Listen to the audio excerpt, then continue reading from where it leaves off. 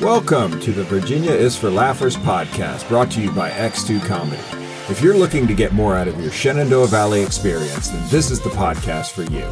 You'll meet interesting people, the comedians that perform here, and find out more about what you can do and see. Whether you live here or plan to visit, listen to explore what helps make up our unique slice of heaven. Now here's your host, Dawn Davis Womack. Hello, Laughers. I'm thrilled to introduce you to Steve Puff, a Golden Tee golf gamer from Harrisonburg that just played in the 2022 PGET Tour in the Sussex Open in Wisconsin. Steve is one of the top 50 in the world at this game out of 16,974 participants at the time of this recording. Since 1989, Golden Tee has become a part of barroom pop culture. It's a golf arcade series with play modes that include 18-hole golf, closest to the pin, and online tournaments. This highly competitive video game experience has earned the title of the pool table of the next generation. Welcome to the show, Steve. It's great to have you on today. Thanks for having me. Yeah, this is really great. I found out you played this game. I didn't know anything about it. And then I just had to have you on because my son's a gamer and I know that we have a community that's diverse, and I'm sure even if they have never played this game, they'll be interested to hear your story. So I want to start with, how in the world did you get into this game and what was your first tournament? So probably back in 2009, I was out at a local pub and this game happened to just be in the corner. And some of my friends were playing it and it looked like a fun time. And I just happened to step up on one of the consoles, one of the machines, and fire up a couple rounds. And I was hooked after that. And within a year, I'd say the next summer, I attended my very first live tournament in Chicago, Illinois. And it was probably about 100 participants. And it was one of the player charity championships where we raised money for a charity. And that was a company called Salute, which gave money to veterans. So it was a really good experience for my first tournament. How did you do in that first tournament? Is this something that came easy to you, or was it a little wonky? It was a struggle to start because Okay. I didn't play with anybody with a lot of experience. We were just a bunch of hackers at a bar.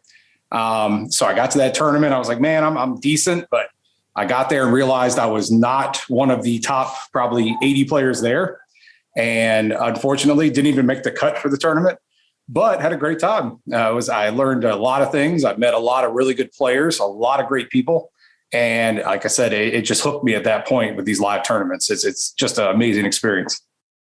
Oh, so it's a community, it sounds like, where you have made a lot of friends over the time that you've played. Yes, the community is amazing. Some of my best friends now in the entire country are Golden Tee players. And we just look forward to meeting each other every 2 to 3 to 4 months. Depends on how often we get to these tournaments. But we see each other live all the time. And they're some of my best friends. That's incredible. Now, do you play golf in real life?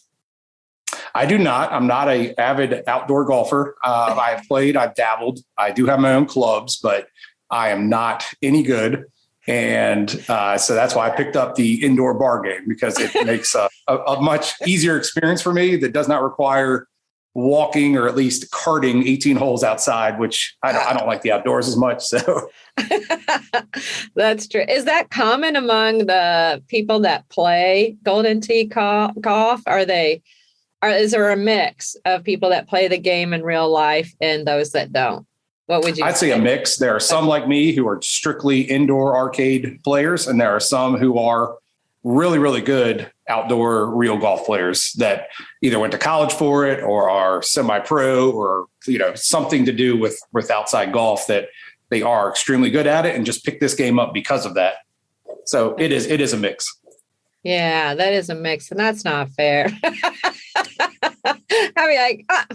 This is supposed to be for us anyways. Yep. I understand. I watched the finals of the tournament you were just in via a YouTube live stream, which was actually an in-person tournament.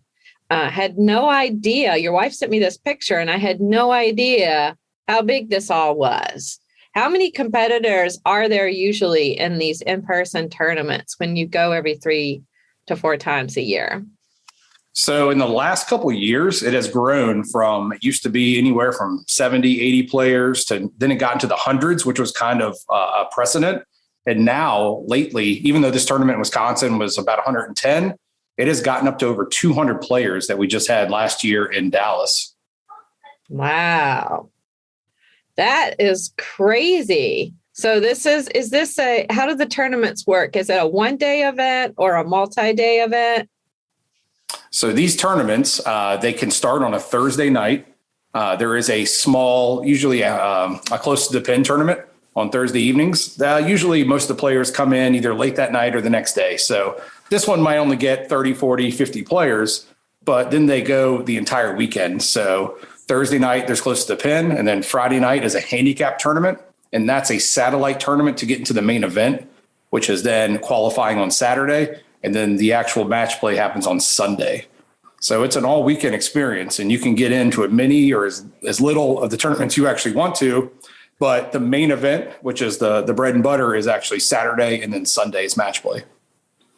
Does it last a few hours is it longer, I guess, on Saturday and Sunday than it is Thursday and Friday night? Can you give us kind of a time frame? Yeah, Thursday nights are pretty quick. Usually you get in and out of that tournament pretty quickly. Not as many people participate in Thursday nights. It's just for the people to show up early, have a good time. Friday night, the handicap tournament can last a little while because there are a lot of participants that enjoy that handicap format, because you can have some of the best players in the world versus some of the up and coming players, and they like it because they get some strokes. So if you're a 5 or 4 or 3, whatever difference in handicap, you get that full amount when you're playing in that tournament.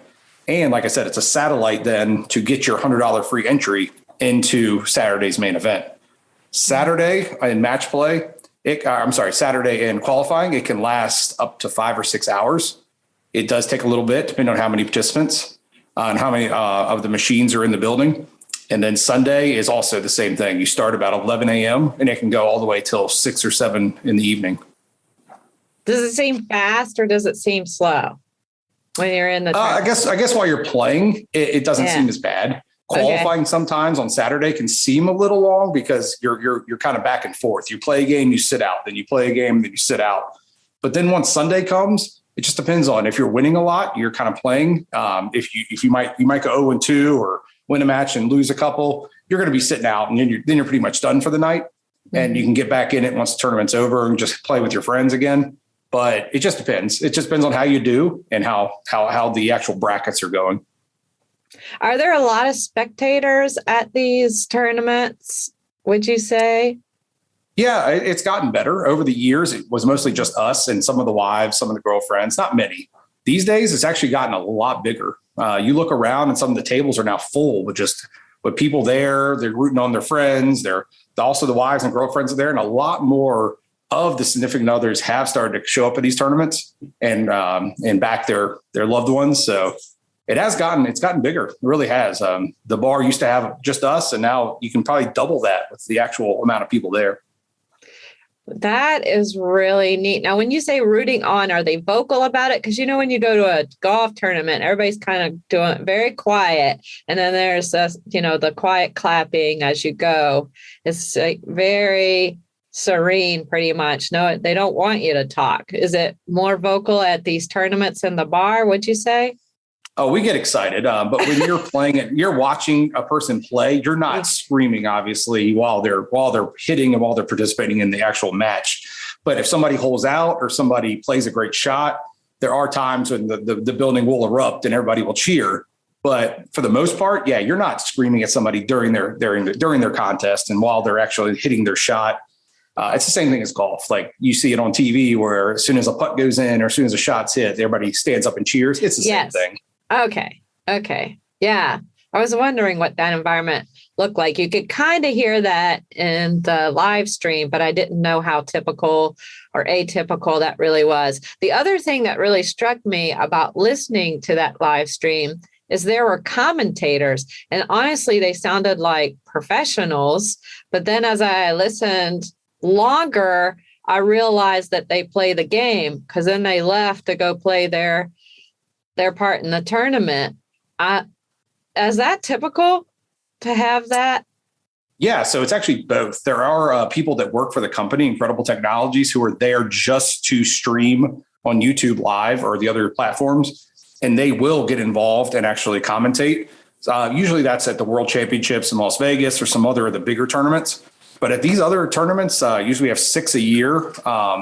It is us as players who step up in between games or when we're out of the tournament and talk on the stream. There's a handful of guys who do it consistently and they're really good at it and they really enjoy it. There's other of us like myself who might jump in every now and then and just dabble with it just because we know the game, we know the shots, and we might step in and help them out while there's a lull in the competition. But for the most part, there's probably about 10 guys who do it at tournaments consistently. Like they will wait for themselves to either be out of the tournament or between matches, and they will run to that podium and throw the microphone on and like to commentate. So that's the good thing about the game, is that we all know it, but there's some of us who are just better speakers and better commentators than others. And so it's really nice to hear if you're on YouTube, not at the tournament, and you can listen to players who understand and know the game commentating on the action. It's not just some random person who doesn't know what they're doing. So it's nice. It is nice. I think it made it a lot more interesting, though I was really watching it for the first time. So there were phrases that were so unfamiliar to me. And one commentator said, "Oh, he went naked on that one," or "go naked on that one." What does that even mean? And then are there these popular phrases that are very common in the community that you hear a lot? Can you share with us some of what we might hear if we listened or went to one in person? Yeah, for sure. So a lot of the times you hear these kind of terminologies or these things they're saying, you might be like, what does that mean? And like, he went naked on that shot. It just means he did not put any kind of spin on the shot. He didn't put backspin on it. He didn't put roll. He didn't put what's called bite or release, which are kind of newer features in the game. And by newer, I mean, it's been 7 or 8 years, but for me, it's kind of a newer feature. And it just means you're hitting a shot and you're hitting the shot true with no spin whatsoever on it. And that's kind of a rarity, I guess, when you're trying to attack a pin, because a lot of times you either want to back the shot up with a backspin or a bite, or you want to enhance the shot with a roll or a release. And sometimes you just don't have to. And that's when the commentators say, "Oh, he went naked at that." That just means he went true. He hit the shot straight at the hole without any kind of spin on it. And there are also other kinds of terminologies you'll hear a lot. There's a bunch, but off the top of my head, if somebody might say, "Oh, this guy, he's been working, he's been trying, he's been playing the game a while, and he's been playing more, getting better," which is, PG and G, get better, like, so GB, so PMGB, so play more, get better. Okay. That's a big term. That's a big term in the community where somebody might say, "Hey, I don't know where this hole is. I don't know how to attack this hole." And somebody might sarcastically say, play more, get better. And that just means you need to put your time in. You need to actually play the game. It takes a long time to actually get down the specifics and the muscle memory and everything else in the game. You can't just walk up to one of these machines at a bar and expect to put up the kind of scores that seasoned players have developed. It does take time, and that's where that terminology comes from. Takes time. So you practice quite a bit then, I guess. Where do you practice, and how much time do you put in that you've become one of the top 50 in the world? Because you're just mentioning you can't just walk up. So what's that journey been like for you? So like I said, it started about 2009, and I've been playing pretty consistently since then. I have about 22,000 rounds in my lifetime, and that's not even cracking the surface to some of these professionals who have 100,000 plus into the game. But for the most part, I show up at my local bar, and I get there and play for 3 or 4 hours and probably put in about 20 games. And I do that 2, 3, 4 times a week, depending on my work schedule. So there are months I put in 150, some months I put in 200 rounds, and it's pretty consistent for me. I'm not a guy who's going to put in 500 or more rounds, kind of like these professionals do. So they have a lot more of a learning curve than I do when it comes to the courses. I kind of just hack along and kind of figure it out. But for the most part, I play on my own. I don't have a lot of talent in this area that I play with. Whereas I go to tournaments and all the players there are really good. And I learn a lot every time I come into a live tournament from these guys. When you say round, so does that mean a round is an 18-hole course, or what does round mean? When you say I go practice a round, what does that mean?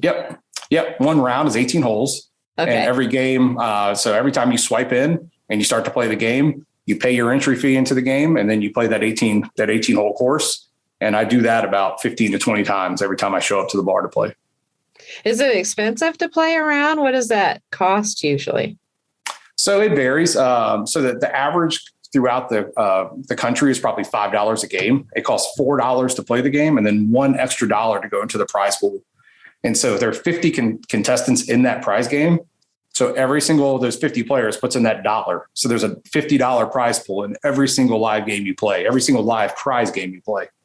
And there's a structure, and every time you get first place, it's $10, and then second's $8, $6 is third, $4 is fourth, and then it goes down to $2 from 5th to 10th, and then from 11th to 20th, it's $1 back. You basically get your entry fee back, and then after that, you don't get any more money. So top 20 get paid, and the rest are there for kind of practice. Well, who are this competing? Competing. So these are other gamers in the area, or who are this is everybody in the entire country. As soon as you put your money in and add your dollar to a prize game, you're competing against 49 other players from anywhere in either the country or actually the world, because there's some players in Canada right now on the live platform. So you are competing against 49 other players from anywhere. It's just basically, it's whenever they swiped in, and if they're at that same level as you, they play in that same contest. I see. And then let's say you won the $50. How does the payout work? Do you go to the bartender?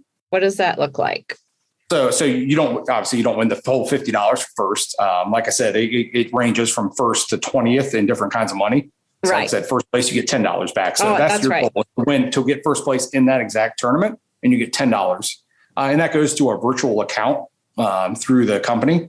And you can use that money either to, once you get to a point you'd like to cash that out and get a paycheck, you can do that, or it stays in that account every time you swipe your card in, and you can use that for future games. So for the majority of the world, 99% of the world win that money and keep it in their prize account. But then the best of the best can actually ask for a check from Incredible Technologies, and they will send them money through the mail. That's interesting. I have a couple of questions there, but first, the question is about the money. Like, what kind of check are we talking about that the best of the best are waiting to cash a check? How big's that check? We're talking, some of them play for a living. There's probably 10 or more guys in the entire world that do this game every day. They grind out 50 games a day. It's the max you can play is 50 a day for prize games. And that's their living. They go to the bar or go to their local establishment and put in the time and put in the effort. And that's what they do for a living. So I've never done that myself, but there are guys that probably get a couple $1,000 paychecks every 2 weeks. So that's what they do.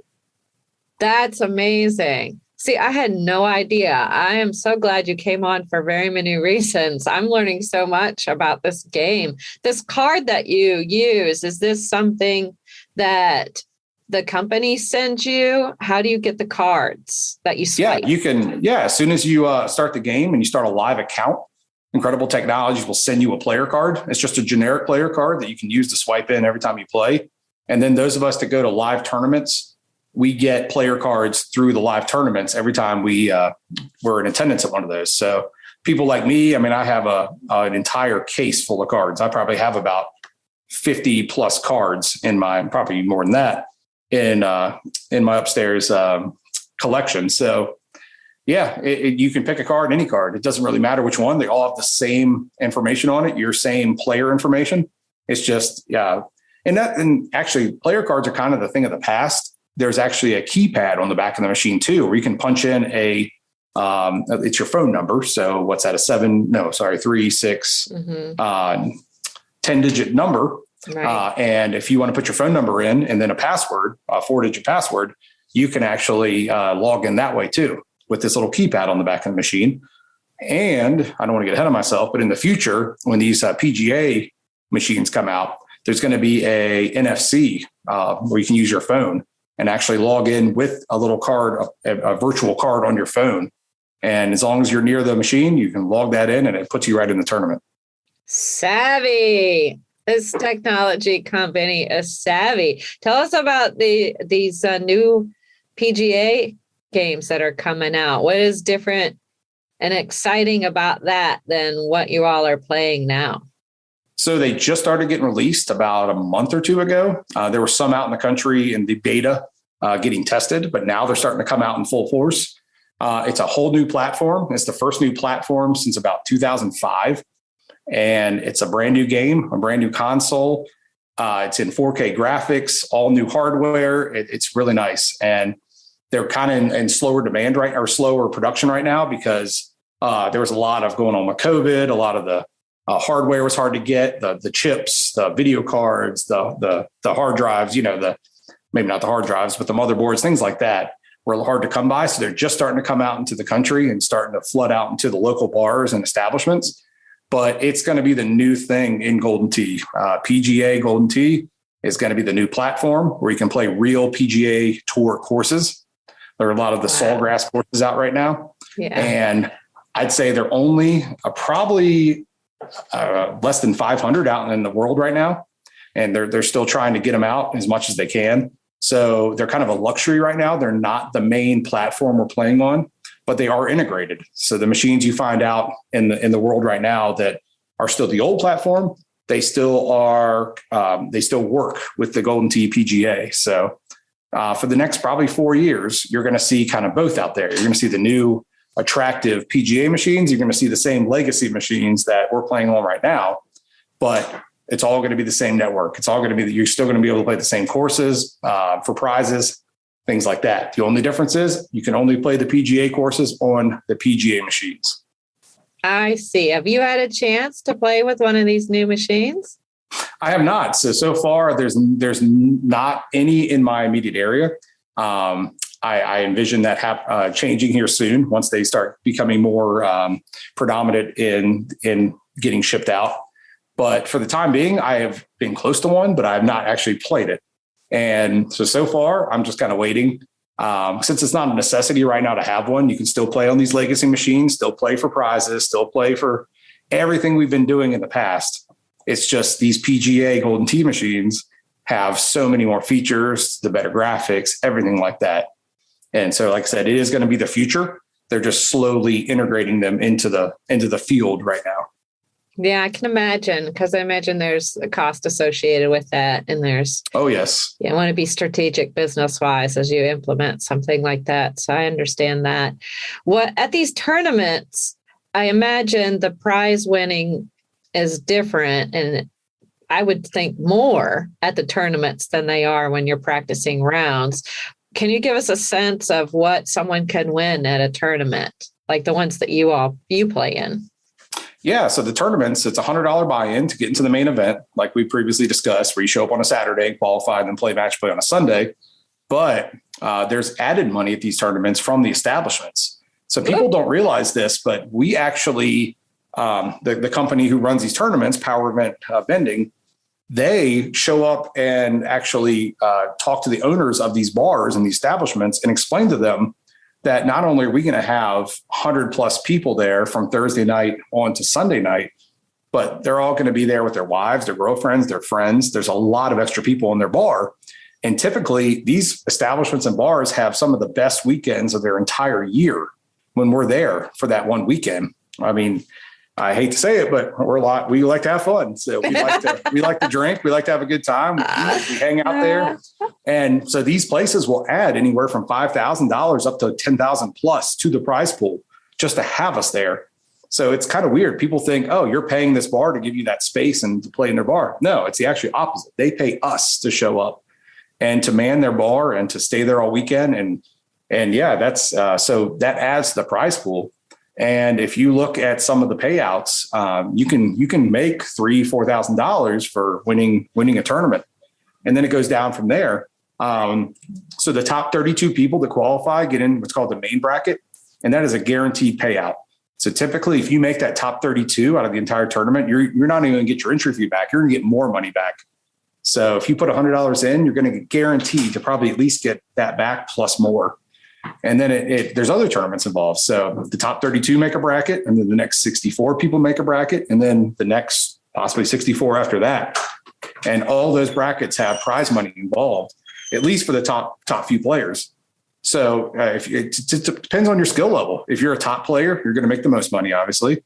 But if you somehow fall out of that top 32 and you're in the next 64, there's prize money in that bracket as well. And then even the next 64 people, there's prize money in that bracket. So there's potential to win money in anywhere you play in the tournament. You know what I'm thinking right now? I'm thinking I need to learn how to play this game. Yeah, it's a great time. Yeah. It's because it seems like, I mean, in seriousness, though, it seems like there's more than one opportunity or way to win money at this game and have fun. Yeah, that's for sure. There's a lot of different ways to win. There's kind of an unwritten but hidden thing that we do. It's called a Calcutta, and the people in the pool industry and other gaming understand that. It's a player auction where you can bid on the players. And that happens before every tournament as well. Yeah, you can actually buy a player in the tournament. And that's also money involved. So yeah, you can. What do you mean buy a player? Like you're betting on them to win? Is this like the fantasy football sort of? It's basically like that. Yeah, you're buying a player, and they have the option, whatever you buy them for, to take half themselves, which gives them the opportunity to also win money on themselves. They don't have to. If I buy somebody for $50, they don't have to say I'll take 25 of that. But they're smart too, because if they do really well, then you win, I win. So it's a win-win. And they usually pay about the top 6 in the main bracket. They pay usually the top 3 or so in the next bracket. And even the best player of the even bracket after that gets a little piece of the pie. So it's it's a player auction. You don't have to participate. You don't even have to take any amount of yourself if you don't want to. But if you're a top player, you always do. You take money, you accept whatever somebody buys you at, and usually take half yourself, and you're along for the ride. So, and that pot can get pretty lucrative. It can get up pretty high. There's some tournaments where that pot can get into the $30,000+ range. What? And yeah. Again, I want to learn how to play this game. Yeah. I mean, a lot of people don't like to know about the big money involved, but it's a big money business. And we're all gamblers that come to these tournaments. We all enjoy a good time. We all, like to bet on us or other people. And so if you think, I might not be one of the top players in the game, well, you can buy one of the top players in the game. You can live, vicariously through them. And however well they do, you do well as well. So. Okay. So thank you for that. So that's my way in if I go try to play this game and I'm horrible at it. Yeah, for sure. I can do that. Now, have you been bought, Steve? Yeah. Okay. I don't go for a lot. This last tournament, I think we're in for $100, and I did it. I made a good effort. I finished 9th through 12th, which is just outside the money. You have to be top 6 to make the money. I have done that once in my entire career. I finished the 5th, 6th. I finished just outside the money a couple times. So I'm not one of those guys who are consistently in that podium. They call the top 4s the podium. I've never done it, but I'm not also one of these guys who plays every single day for 50 games a day. And for me, it's a hobby. It's fun. It's not a living for me. So I'm just happy to be there. I'm happy to participate. I try to do my best. And even being one of the maybe top 50 players, there's still a big learning curve when it becomes the top 5 players. There's some really good players who are really, really consistent. Yeah, they probably stand out. I mean, obviously on the screen they stand out, but I imagine they may stand out also in terms of their movement and how they play, or not. Am I wrong? Or oh no, they all have unique styles. They're very. There's a lot of styles involved in the game that are successful for people. Whether it's a power game or a finesse game or it just depends. It just depends on the player and how they decide they're most successful. So every player is different. Every player has their own style. But you're right. Every tournament you go to, whether it's 100 or 200 participants, you can probably look in the room and point out the top 10 guys and say, these 10 guys, one of those 10 is going to win this tournament. It's just the way it is. It's just the way competition goes. Yeah, that makes sense to me. How much money have you won? What's the most amount you've won personally? I think back in, I think it was 2014, maybe 15. I can't remember. It was the next player charity championship of the fourth of the variety. I remember I told you the first term went to was the player charity championship 3. This was the player championship 4. I finished 7th or 7-8. It's just because it's a tournament. So the way you finish, sometimes you either finish 7th or 8th. It's just called 7-8. I think I made close to $1,000 on that. This last tournament, I won maybe 600, finishing 9th through 12th. But my claim to fame is the Calcutta, like I just told you about the player auction. I've made a lot more money doing that than I do on myself, because I'm a big proponent of just showing up, throwing a lot of money into that and getting a lot of players. And if you get lucky and somebody wins or finishes top 2 or 3, you're going to profit. And that's how I enjoy going to these tournaments. I see. You got strategic. You're smart, Steve. I love it. I love it. How far have you traveled to play this game? Probably the furthest is going to be Vegas, of course. I just got back from Vegas a few months ago, and that was one of the World Championships. That's my second time I've been out there for the World Championships. So that's by far the furthest I've traveled. But other than that, these national tournaments, I've been anywhere from Texas to Florida, all over the East Coast, up to Wisconsin, like you just said last weekend. So it ranges pretty much anywhere they're at. I'll go to. So I don't have a problem flying to them. I could drive to them if I can, but for the most part, yeah, Vegas would definitely be the furthest one. Did you meet, you said World Championship. So did you personally meet people that have traveled really far to come to the States to play this game? Can you share some of those stories with us? Yeah, there were 4 or 5 guys who came from Canada. And in the past, it's not so much right now, but I think with the new PGA platform, it may change. But in the past, they were called the World Championships because people from all over the world came to these things. And it was basically kind of like the Ryder Cup in real golf. It's USA versus the world. And so it was, there were people coming from across the pond and the UK. There were people coming from Australia, from Canada. There were a lot of different countries that were showing up. Unfortunately, they've kind of died off in the last 10 years. Lack of machines in those countries, lack of play, things like that. But I think the plan is to make this global again and to make the real World Championships again, World Championships, not just basically us and 5 Canadians. So they're still called the World Championships, but and there were a couple of Canadians who did really well. And they've always been really strong players. It's just they're trying to get the entire PGA consoles. They're trying to get that global again, which is going to be huge if they do that, because then it will invite a lot of other countries and a lot of participants to start showing up again. I like that. Keep the vision big and let's bring them back in with the new software. I guess it's called software, probably software/hardware. I'm not the computer person. Yeah. Okay. There we go. Thank you for that. I appreciate that. Can you play this game at home? Yeah. So they make what's called a home edition, and you can buy that, and you're strictly going to play at home. And there's certain events and certain ways you can play. You cannot play for prizes, like the way I was telling you, with 50 participants, or everybody throws in that $1 and you win money that way. But there are other events where strictly for homeowners, and they can throw $1 into the pot during that process, and they can win their own money. There's also invitations where, say, if me and you want to play from across the country, we can sit there and set up an invitation where you can anywhere from free, you can play for nothing, or you can play up to $50. And you can say, I'll play you 101 for whatever you want to play for. And you can set that up. You can do that on home editions as well. Home editions. Is this a console like a Game Boy or something, I guess? Or no, it's the exact same game as you play at the bar. Okay. It's just strictly for homeowners. And you get to play, basically you're playing for a subscription for the online network, but you can play anybody in the country who's also playing in your online contest. It's just you're not playing for those prizes like you would at the bar in a commercial. It's a commercial unit versus a home unit. And so you get all the access you get on the commercial unit. The only issue is you cannot play for that money. I see. Okay. Thank you for that clarification. So that way you can practice at home. Yes. To be able to be a part of these competitions at some point.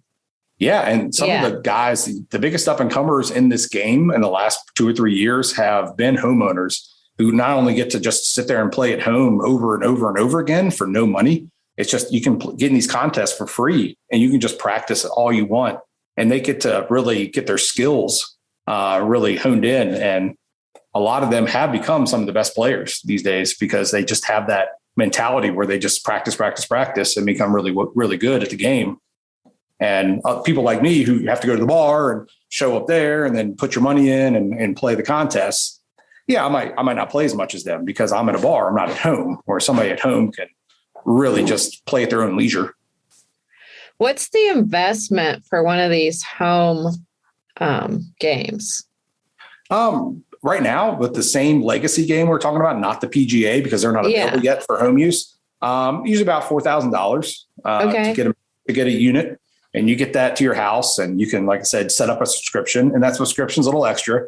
It probably costs about $500-$600 to get it registered to your online account. And then you get that free access for the entire year to play as many games as you want. But you're set up online with a Wi-Fi in your house, and you can play as much as you want. Does that come with the card also, or do you not need the card for the home game? You don't need it. You can also swipe in with it. A lot of the home machines don't have a card reader to swipe in, but they do have that keypad, like I told you, on the back of the machine. And you can log in with your keypad entry. Some of the older home machines do still have the card reader where you can swipe your card, but there's plenty out there nowadays that do not. You type in with the keypad. Because and the reason I asked that because you can keep track of your own success or comparison to others that way, is what I was thinking. Right? Yeah. Your account's your account, whether you're swiping in with the card or you're typing in with your keypad digits. Right. Your account is the same thing. It's all going to register your account. It's going to keep track of your stats, your scores, everything. So it doesn't matter how you log in. It's all going to be your account. That's so great. That's fun. I love that. Are there places where you play in Harrisonburg or in the Shenandoah Valley for your practice? Yeah, I play at a place called Gold Crown Billiards, which is up on the top of the hill there at the city limits of east side of town. And I've had as many as 3 Golden Tees there in the past. There's been 2, there's been 1. It just depends on the players. We used to have a lot of players that came in there throughout the years. Now it's not as much. Me and a few others might stop in. And so it's just, it's year to year. Depends on who starts picking the game up and who wants to put in the time to learn. There's other establishments in town that have a few machines here and there. People like to play in their own watering hole. So if I was an up and coming player or somebody who wanted to learn, I would seek me out and I would want to play with me.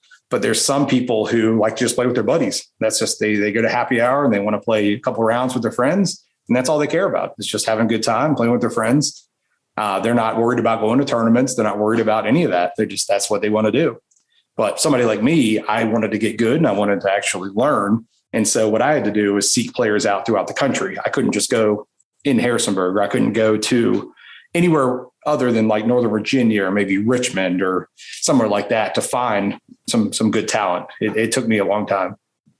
How did you seek them out? How did you connect with them? So there used to be a message board online. It's since been pretty much done, but where you could just type and say, hey, anybody in the Virginia area that's been playing this game. And that's what I did. Found out there were some good players in Richmond, found out some good players in Northern Virginia. And then I started going to tournaments and met some of these people and became really good friends with them. And to this day, I still travel and play with them, either up there in Northern Virginia, or I used to go to Richmond all the time. It's kind of doesn't happen much more. One of the best bars that we've ever had and one of the best tournaments we ever had was in Richmond in the Baja Bean, which has since closed a couple of years ago. But it was the longest running Golden Tee tournament, and it was one of my favorite places to go. But that was one of the best places. One of the pandemic casualties, I imagine. That's possibly. About right. Yeah. Well, new stuff is coming, like this PGA game and all of that. So now that message board is not available, this is probably a 2-part question, I would say. If somebody would want to get into this, what would you recommend and how could they connect with someone like you so that they could practice and get better with someone that knows what they're doing and is talented? So now it's all social media. It's all Facebook. Okay. Things like that. There's a site called Golden Tee Fan on Facebook, which has thousands of people in that group. And anything you need, if you want to send a message and say, hey, where can I play? Where are the people? If I'm in a town on vacation or I'm in town traveling, just stay in the night. All you got to do is post something that says, hey, I'm in such and such town. Is there anybody around? And you'll get responses pretty quickly that say, yeah, where do you want to meet? Or this is my spot. You want to come to my favorite spot and we'll play some games. And that's what's great about this community is that anytime you're looking for action, you're looking for a game, you're looking for fun, looking to get better. There's so many places you can show up to and have just really, really, really nice people that will help you out. It's just always been like that. It's just this community has always been so great of being accommodating and finding people. And that's pretty much the platform is going to be Facebook these days and Golden Tee Fan. Yeah. So if you look up Facebook, Golden Tee Fan, there's actually a website as well that this gentleman out of Chicago, Eric Nelson, has created, Golden Tee Fan. And it's a great tutorial for new players. It will show you all the old courses, all the new courses, hole by hole layouts. It will tell you all the pro tips, what to do, what don't do, things like that. He's been a good advocate for the last decade plus on really helping out new players. But for the most part, like we said earlier, you play more, you get better. So just show up with somebody better than you and just be humble. Don't worry about trying to keep up with them. Just show up and say, hey, I'm learning the game. And they're 9 times out of 10, they're going to be very accommodating and they're going to walk you through the game. They're going to help you out and they're going to try to get you better. And that's what's great about the community. That was so helpful. I'm serious. I might have to look this up. And this sounds like a lot of fun, even if just to try it.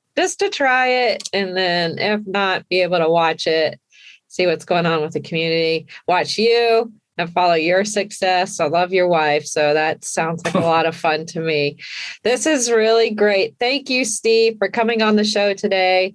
It has been super fun and informative, and I always enjoy hanging out with you. So thank you again so much for being here.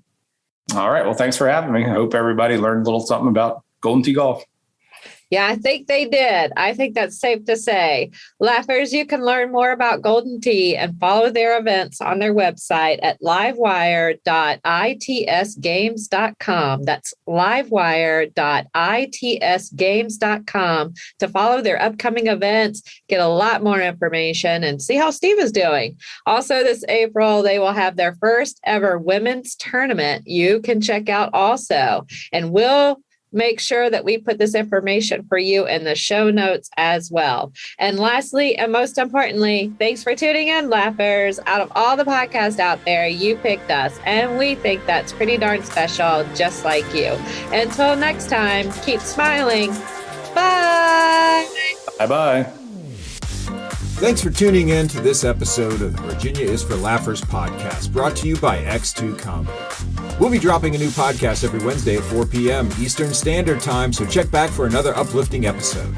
Come to an X2 Comedy show or let us bring a show to you. To find out more, head to x2comedy.com. Be sure to share us with a friend. Until next time, cheers.